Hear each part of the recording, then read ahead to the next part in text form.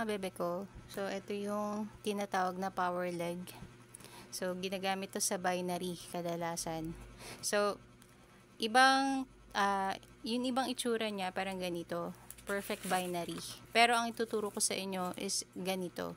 Power legging.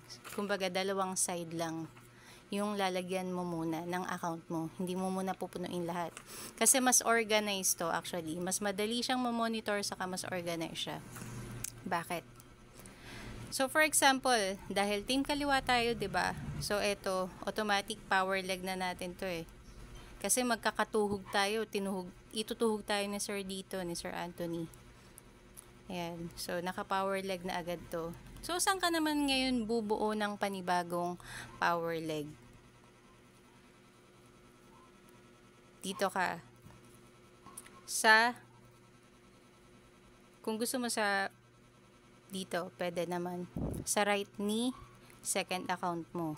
Pwede na dyan. Ang gagawin mo, kapag nagpasok ka ng isang tao or dalawa, bigyan mo sila ng requirements. Anong klaseng requirements? I-require mo sila na at least maglagay ng dalawa. Duduktungan to ng dalawang tao na maipapasok nila.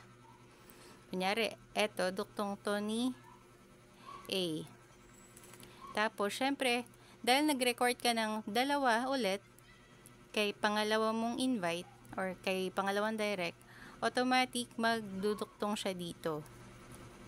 Then, ng dalawa. So, paano naman gagawin itong apat na to? So, dapat etong first and second direct mo, turuan din nila yung mga maipapasok nila at bigyan din nila, i-require din nila na maglagay at least 2, dalawa lang, hindi kailangan marami, at least dalawa na iduduktong dito. Para, napansin nyo naman na, no? Para tuloy-tuloy yung cycle. So, ito yung tinatawag na domino effect.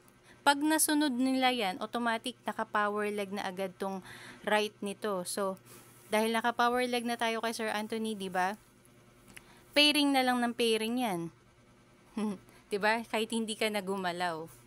So, same lang yung mga gagawin nyo dito. Pag naging power leg na to, pag tingin nyo kayang-kaya ng mag-move nito, or napansin yung tuloy-tuloy yung movement, pwede na kayong pumunta dito sa susunod na account. So, pag nabigay na nila yung requirements na hinihingi nyo, sabihin nyo sa kanila, pwede na nilang lagyan yung left side nila. So, kung tayo, team kaliwa, so yung mga maipapasok natin, team kanan na sila. Gets nyo?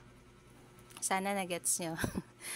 So, automatic yan. Pag talagang ni-required nila, bawat mapapasok nila at mapapasok nila na at least maglagay ng dalawang tao sa linya na to, tuloy-tuloy na yan. Unli na yan. Infinity na yan. So, dyan papasok yung passive income na sinasabi. Saka nyo, gawin yung strategy sa next account nyo. So, ito si 1, 2, 3. Saka nyo gawin ulit yung strategy. At least dalawa lang. 'Di ba? Power of 2. So, paano naman magkakaroon dito? Dahil meron kayong account dito, or depende sa inyo etong tinuturo ko sa inyo, yung straight line lang na dalawa. Pag kasi napuno nyo na to, nagkaroon na kayo ng power leg sa loob, sa gitna, yung kabilang side naman yung pwede nyong i-work out. Saka ano pa ba maganda dito? Kunyari, naglagay ka ng tao dito, pag naka-straight line kunyari, naglagay ka ng direct referral dito. Automatic ang magkakaroon ng spill is yung 7 accounts mo. Ito, 1, 2, 3, 4, 5, 6, 7. Kasi magkakaroon, madedetect ng system na magkakaroon sila sa right. Sa kanan nila. O, diba? Isa lang yung nalagay mo pero 7 accounts mo yung nagkaroon ng spillover. Iyan yung maganda pag naka-straight yung line nung account mo. So, depende sa inyo. kung isasara nyo agad to. Kasi, yung mga napapanood ko, kung gusto pang magdagdag ng account, hindi nila sinasara to. Para naka-open pa rin siya. Kumbaga, ito yung wina-workout muna nila. Mga side na to. Para magiging perfect binary itsura. Pero, hindi na kayo gumagalaw dito. Unlike dito kasi, kunyari, sa perfect binary ang ginamit nyo, medyo malilito kayo. Kasi, kung naglagay kayo ng, sabihin natin, kunyari, 7 accounts, iisa-isahin nyo pa yan para i-monitor. Iisa-isahin nyo pa yan lagyan, saka iisa-isahin nyo pa i-monitor. So, medyo nakakalito. Unlike eto, i-monitor nyo lang muna yung isang leg. Tapos, pag nakita nyo nang kayang-kaya na nilang gumalaw, saka ka lumipat sa panibagong leg na gagawin mong power leg. So, yun lang muna yung pinakasimple na ituturo ko sa inyo. So, next na yung iba. Sana maintindihan nyo.